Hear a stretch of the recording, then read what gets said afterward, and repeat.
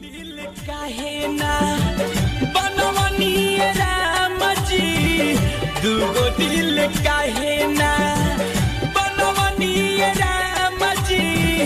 एगो टूट जाइत, एगो टूट जाइत चलित दूसर का से काम जी। दूगो दिल काहे ना बनवनी राम जी, दूगो दिल काहे ना।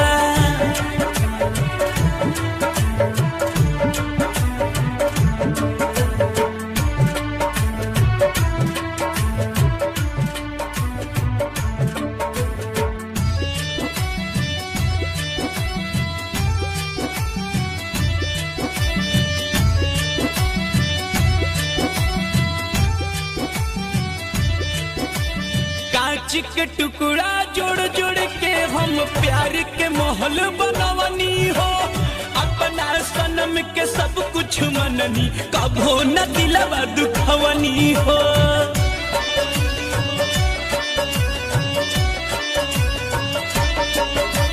कांच के टुकड़ा जोड़ जोड़ के हम प्यार के महल बनवनी हो। अपना सनम के सब कुछ मननी, कभो न दिलवा दुखवनी हो। तो वो छोड़ गईली, तो वो छोड़ गईली गईली नाम बदनाम जी। दूगो दिल काहे ना बनवनी राम जी, दूगो दिल काहे ना।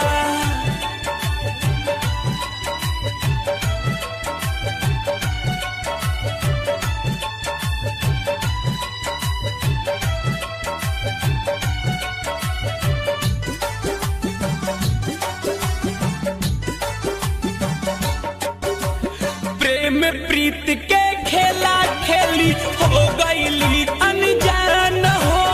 खुद ही हंस के हम के रोआ के चल गईली मोरे जान हो।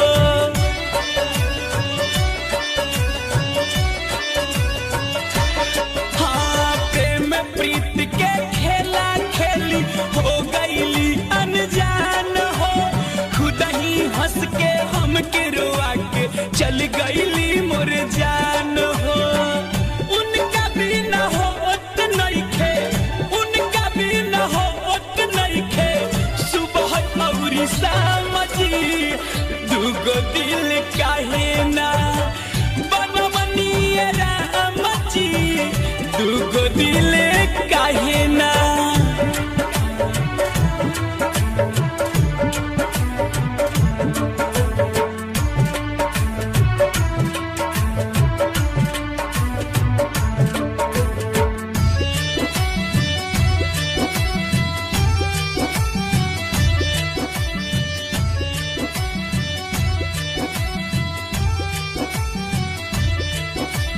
ऐसन रोग लगा के गईली न बाटे कवनो इलाज हो। विनोद बेदर्दी रमेश के नैना खोजे उनके आज हो।